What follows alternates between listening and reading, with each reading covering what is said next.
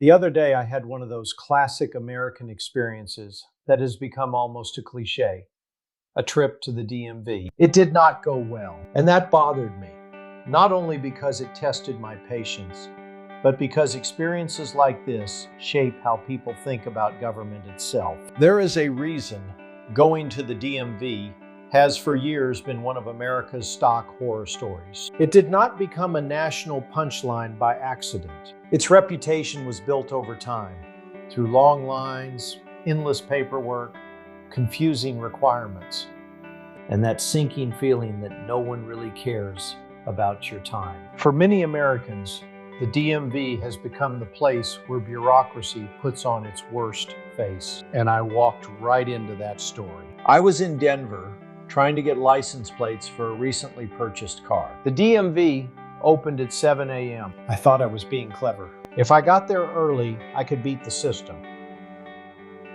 What a joke. I arrived at 6:30 in the morning and was the 36th person in line. Not the 6th, not the 16th, the 36th. It was cold, snowing, and we were all standing outside. By the time the doors opened, there were 78 people in line. So much for beating the crowd. Then came phase 2. They let people in one at a time. By the time I reached the door, another 15 minutes had passed. The man asked for my phone number. "We'll text you," he said. So, back out to the car I went. Another half hour. Then the text finally came. Inside again, a number in my hand. 401. Then came phase 3. Sit, stare, and wait. Another 30 minutes before my number appeared. When it finally did, I walked up, ready for battle. But here was the twist. The woman behind the glass was gracious, professional, efficient. She did her job well. So this is not a story about a bad employee. Quite the opposite. It was the system getting to her. And that is what made me mad. Because for many citizens, this is government. This is the face of the public sector. This is what they remember. Not the teacher, not the firefighter, not the nurse, not the thousands of people doing good work. They remember the cold morning, the line, the wait.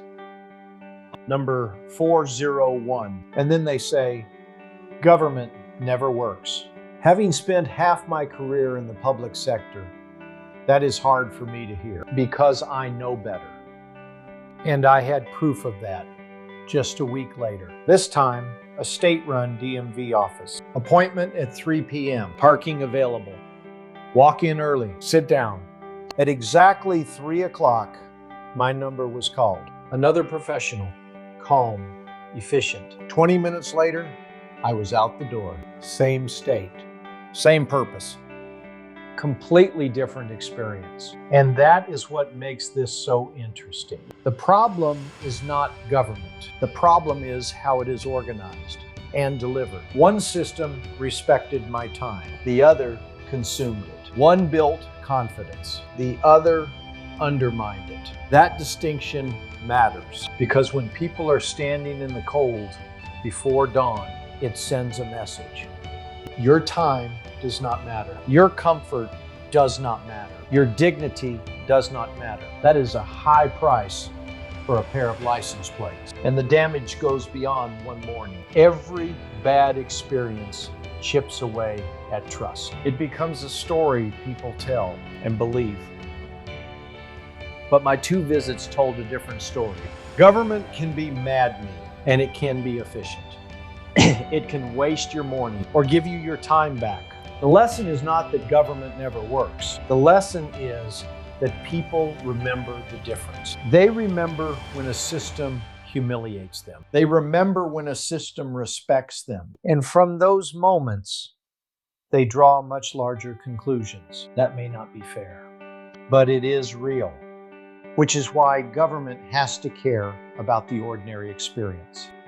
The parking lot, the line, the waiting room, the number, and the human being on the other side of the glass.